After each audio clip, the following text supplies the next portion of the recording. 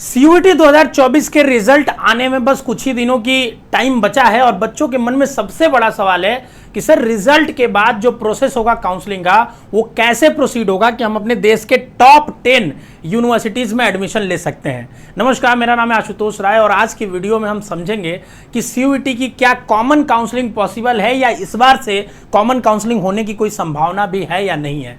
आप लोगों के बहुत सारे कमेंट आ रहे थे कि सर सीयूईटी में इस बार क्या कॉमन काउंसलिंग होगी। तो सबसे पहले समझते हैं कि सीयूईटी में काउंसलिंग होती कैसे है। तो देखो, सीयूईटी में काउंसलिंग के लिए हमने एक डिटेल में वीडियो बना के आपको समझाया है, जाके वीडियो सेक्शन में देखना एक बार। हमने बोला कि एनटीए क्या करता है, एग्जाम्स लेता है, बहुत सारे सब्जेक्ट्स का सीयूईटी के नाम पे एग्जाम लेता है। जब आप उस एग्जाम को दोगे तो उसका रिजल्ट निकलेगा। मान लो आपने 5 सब्जेक्ट दिया था, 5 सब्जेक्ट का आपका रिजल्ट निकला, ठीक है। अब 5 सब्जेक्ट का जब रिजल्ट निकलता है, अब उसके बाद आप अलग अलग यूनिवर्सिटीज के वेबसाइट पे जाके अप्लाई करते हो कि अगर जैसे मान लीजिए ए यूनिवर्सिटी है बीएचयू, ठीक है, बीएचयू के बीए के लिए आपको अप्लाई करना है और अगर वो सब्जेक्ट का आपने एग्जाम दिया है सीयूईटी में 2024 में तो आप उसके वेबसाइट पे जाके अप्लाई करते हो। फिर दूसरी यूनिवर्सिटी हो गई ड्यू में जो सब्जेक्ट्स मांग रहा है अगर आपने वो एग्जाम दिया है तो आप उसके वेबसाइट पे जाके अप्लाई करते हो। मतलब आपने वो सब्जेक्ट्स के सारे एग्जाम दिए जिन जिन यूनिवर्सिटी में आपको जाना है। अब आपको रिजल्ट आने के बाद हर यूनिवर्सिटी के वेबसाइट पे जाके अकेले अकेले फिर से रजिस्ट्रेशन करके अप्लाई करना होगा।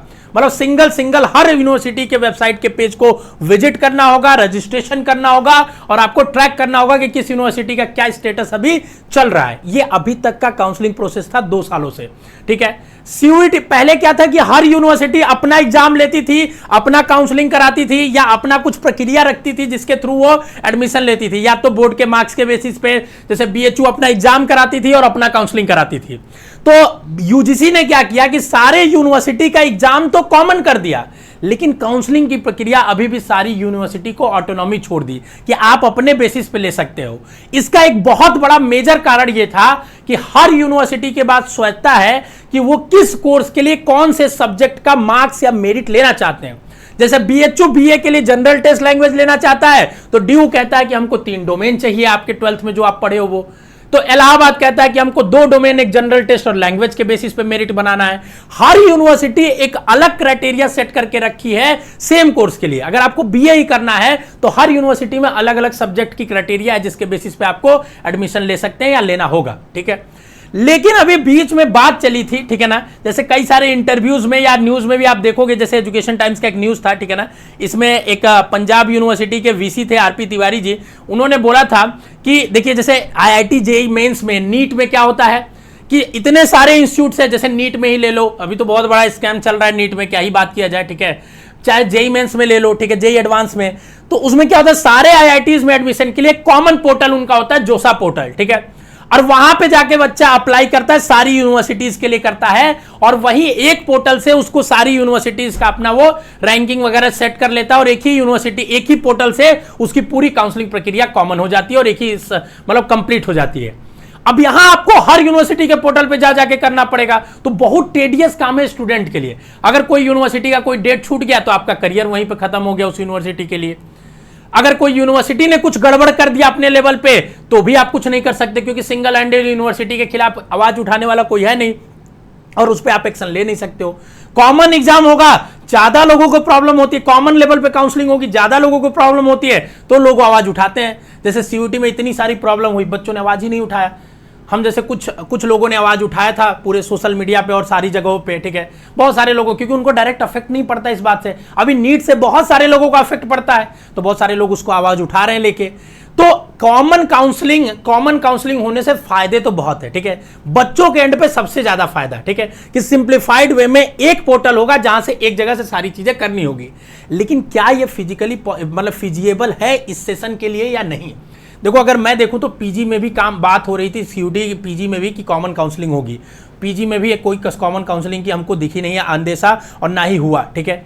यूजी में भी अगर मैं बात करूं तो दिल्ली यूनिवर्सिटी ने अपना पोर्टल लॉन्च कर दिया सीएसएस का, जहां आप जाके रजिस्ट्रेशन करने की प्रक्रिया चालू कर चुका है, ठीक है। तो अब जब दिल्ली यूनिवर्सिटी ने लॉन्च कर दिया, बीएचयू कुछ दिनों में आपके लिए जैसे रिजल्ट आएगा उसके बाद अपने बीएचयू पे भी पोर्टल पे रजिस्ट्रेशन चालू हो जाएगा। तो मुझे इस साल कॉमन काउंसलिंग होता हुआ कहीं दिख नहीं रहा है, ठीक है, अभी तक। लेकिन अगर होता है तो बहुत अच्छी बात है और होना चाहिए मेरे ख्याल से। आपको क्या लगता है कि कॉमन काउंसलिंग से आपको फायदा होगा कि नुकसान होगा, होना चाहिए या नहीं होना चाहिए, कमेंट बॉक्स में अपनी राय जरूर बताइए, ठीक है। और किस यूनिवर्सिटी के लिए आप टारगेट कर रहे हैं, किस कोर्स के लिए, वो भी कमेंट बॉक्स में जरूर बताइए। दूसरी बात देखिए, अगर यूजीसी इस चीज पे एक्शन लेना चाहे तो अभी भी देर नहीं है, ठीक है। डीयू ने बस रजिस्ट्रेशन करवाया, रजिस्ट्रेशन तो वैसे भी हर यूनिवर्सिटी अलग बाद में करवाती है, रिजल्ट कॉमन काउंसलिंग के बाद भी कराती है, ठीक है। तो उसमें कोई देर नहीं हुआ, अभी प्रेफरेंस ऑर्डर भरे नहीं गए, पेमेंट बस हुआ है, ठीक है। तो कराने को अभी भी कराया जा सकता है, बट इस साल मुझे नहीं लग रहा है, ठीक है। तो आप लोग ट्विटर पे यूजीसी को टैग करिए, अपनी प्रॉब्लम्स को लिखिए, एनटीए को करिए, ठीक है ना, यूजीसी को करिए, जगदीश कुमार जी को करिए कि आप कॉमन काउंसलिंग सीयूईटी के बारे में इस बार सोचिए, क्योंकि इससे हमारा समय बचेगा, पैसा बचेगा। हर एक यूनिवर्सिटी को अप्लाई करने के लिए मिनिमम 500 रुपया भी लगेगा। 10 यूनिवर्सिटी में अप्लाई करोगे तो 5000 रुपया तुम्हारा लग जाएगा सिर्फ रजिस्ट्रेशन में। फॉर्म भरने में अलग पैसा 2000 लगा था तुम्हारा, और तैयारी हम लोग कितने में कराते हैं, 2-2.5 हजार में पूरे साल में करा देते हैं। फॉर्म ही भरने में 10,000 रुपया बच्चे का रजिस्ट्रेशन और ये सारे में लग जाता है, ठीक है। तो ये बहुत बड़ी विडंबना है, ठीक है। देश की क्या ही कर सकते हैं इसमें, ठीक है। हम लोग जितना हो सकता है इस चीज के खिलाफ एकदम बोलते हैं हमेशा। इसके बहुत सारे नुकसान भी हम लोग को होते हैं, ठीक है, इनडायरेक्टली डायरेक्टली, लेकिन उससे हम लोग बिल्कुल पीछे नहीं हटने वाले हैं, ठीक है।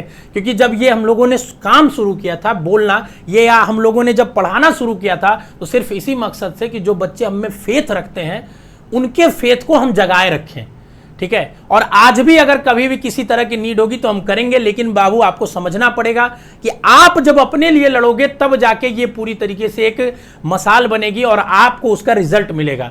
सिर्फ हमारे बोलने से या किसी 2-4 लोगों के बोलने से कोई काम नहीं होने वाला।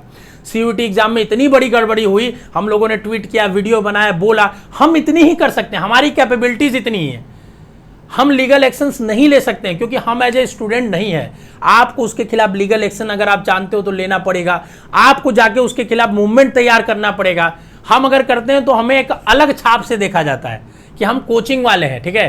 कहीं ना कहीं इसमें हमारा एक बिजनेस इंटरेस्ट होगा, इस वजह से हम कर रहे हैं, इसीलिए हम ये चीज नहीं कर सकते हैं, ठीक है। हमारी लिमिटेशंस है। तो आप होपफुल रहिए, यूनाइटेड रहिए आप एक दूसरे से, और अपनी बात को मुखर होकर रखना सीखिए, क्योंकि आगे आने वाले समय में आप ही होंगे जो सरकारों को चुनेंगे। आने वाले समय में आप ही होंगे जब किसी एग्जाम को निकाल के जाएंगे तो नीतियों को बनाएंगे। तो आपको ये डिसीजन लेना पड़ेगा और आपको अपने अंदर से ये चीज आना चाहिए कि क्या सही और गलत है, उसके साथ स्टैंड लेना, ठीक है। तो आप लोग यूजीसी और एनटीए को टैग करिए कि कॉमन काउंसलिंग इस बार कराने का सोचा जाए, क्योंकि उससे बहुत फायदा होगा, ठीक है ना। आपका पैसा, टाइम, सब कुछ बचने वाला है, बच्चों के लिए बहुत हितकारी साबित होने वाला है। लेकिन अगर कॉमन काउंसलिंग हो तो पूरी तरीके से उसके लिए इंफ्रास्ट्रक्चरल डेवलपमेंट हो, मतलब वेबसाइट उस तरीके की बने, ग्लिचेज कम हो, ठीक है ना, सपोर्ट सिस्टम उस तरीके का हो ताकि आपको एक एक चीज में कोई प्रॉब्लम ना हो, ठीक है।